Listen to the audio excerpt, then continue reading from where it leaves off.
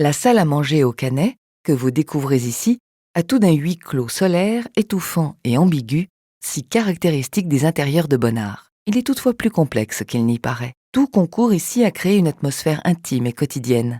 Derrière l'apparente ambiance paisible et harmonieuse de la scène, le tableau ne restitue pas vraiment le rituel quotidien d'un repas et échappe à la description anecdotique d'un contexte social donné. Ainsi, Bonnard disait-il: « Il ne s'agit pas de peindre la vie, il s'agit de rendre vivante la peinture. » Contrairement à certaines grandes salles à manger composées à Arcachon ou à Trouville, la composition n'offre ici aucune ouverture sur l'extérieur ou sur une pièce attenante. La fermeture de l'espace crée une sensation d'étouffement, renforcée par le traitement coloré et vibrant du mur. De nombreux éléments soulignent la solitude de la jeune femme attablée à gauche, la chaise vide au centre de la composition ou l'assiette et le verre d'un convive dans la partie inférieure de la table. S'agit-il de Bonnard lui-même, placé en dehors du champ visuel ? On peut voir dans l'ambiance confinée et silencieuse de ce tableau le reflet de la propre existence du peintre. À partir des années 30, l'isolement de Bonnard s'accentue. Il vit de plus en plus en tête-à-tête exclusif avec Marthe, dont il avoue que la sauvagerie est complète. Celui qui chante n'est pas toujours heureux,